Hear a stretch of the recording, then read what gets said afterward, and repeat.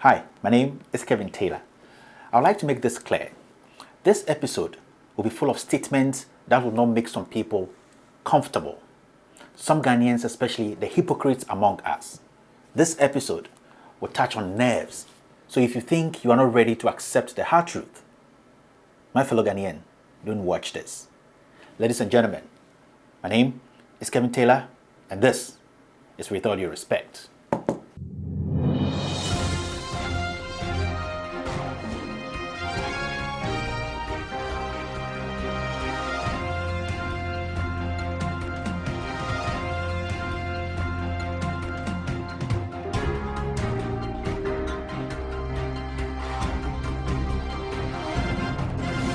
So with all due respect, I am one of the thousands of Ghanaians who felt that the previous administration led by John Dramani Mahama didn't deserve to manage this country because most Ghanaians like myself were made to believe that John Mahama was never qualified to be our leader because of his lineage and how his name sounds. I was part of the group who used words like "Can a tenny like Mahama lead us?" or "a pepeni like Mahama rule us as a people?" And we used all sorts of words. The honest truth is, we, the thousands of Ghanaians who felt we are the majority, did everything in our power to rubbish whatever the pepeni or tenny John Mahama administration did to help solve the most difficult problem this nation has ever encountered since independence. That is Dumso. We these same people, or we these same Ghanaians who felt a pepeni or a tenny like John Mahama could not lead us as a people, also managed to put an idea into the minds of other Ghanaians to think the perfect replacement for Mahama was one of us. We the same people came together to sabotage, to disgrace, to rubbish everything the pepeni, yes, I'll keep saying that, the tenny John Mahama did in terms of infrastructure development and more especially the massive investment he made in this country's energy sector. The shocking thing about this honest truth is that we made Ghanaians believe that our preferred candidate was more qualified, more intelligent, and more accepted because we believe he had his formal education in Europe, specifically in the United Kingdom, so he was smarter than the Gonja boy who never got the opportunity. Now, let's set the record straight. My fellow Ghanaians, the pepeni, the tenny John Mahama, who never sat in class with the so-called intelligent white kids in London, has been able to prove to us Ghanaians that he's more of an asset to us than the liability we have imposed on ourselves for the past 3 years. Yes, liabilities full of lies, liabilities full of pettiness and greed. This same Mahama we hated and called pepeni or tenny was able to sustain the energy sector by purchasing a 225 megawatt car power. This tenny Mahama was able to purchase a 250 megawatt Ameri power. He tried and he invested in 220 Pong power plant and 110 megawatt Abuade plant.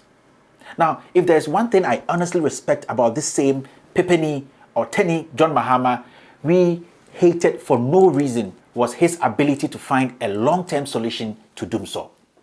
Now, what do we see today? The government of the day, which is led by one of us, yes, the so-called intelligent, smart lawyer and best English-speaking parrot, can't even sustain what the pepeni or tenny we hated left behind. Today, Dumso is inevitable whilst flimsy excuses are being given to please the base of a political party. Ghana is in crisis as we speak, but we have refused to speak because one of us, yes, one of us is president today. Instead of government being truthful to we the citizens on how they have failed to manage all that was left for them, they have stupidly decided to please their ignorant followers by lying to we Ghanaians that the damning Dumso we are experiencing today in Ghana is just a short-term problem caused by our road construction works at Pukwase. How stupid can we be as a people to allow such empty heads to disrespect us?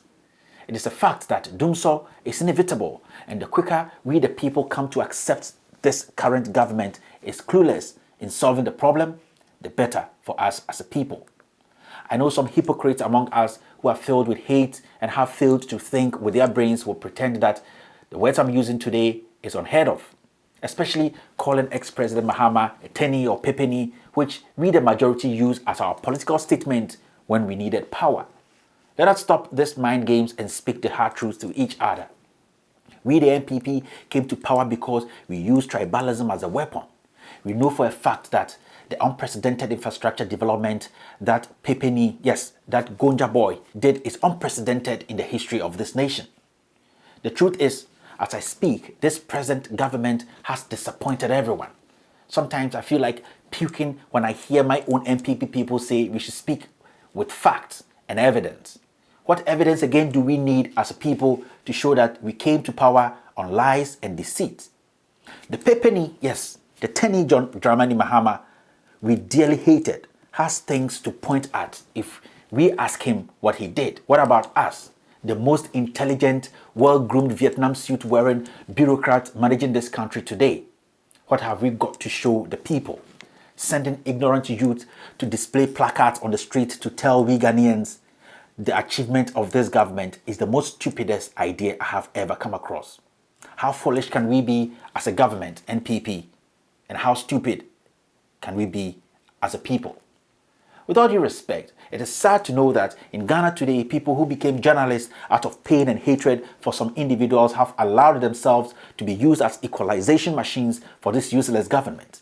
They now contradict themselves without shame and expect the ordinary Ghanaian who knows what a bad government looks like to fall for such stupid propaganda.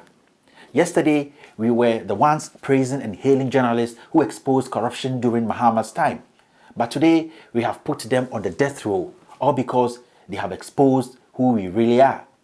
The men we respected as principal leaders of yesterday have all been turned into kitchen stool husbands by their spouses, all because their spouses share the same ideologies like the masses who in secret rubbish Mahama's work because he belongs to the minority.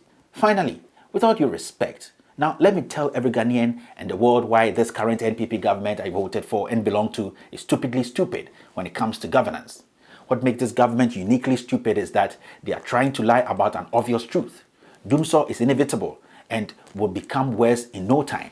What makes this government stupid is that out of their ego and arrogance and pettiness, they have refused to do the honorable thing by telling we Ghanaians the truth about the crisis we are experiencing today.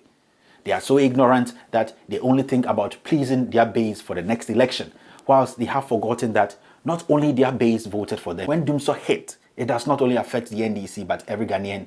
So why can't we be honest as government and tell the people the truth?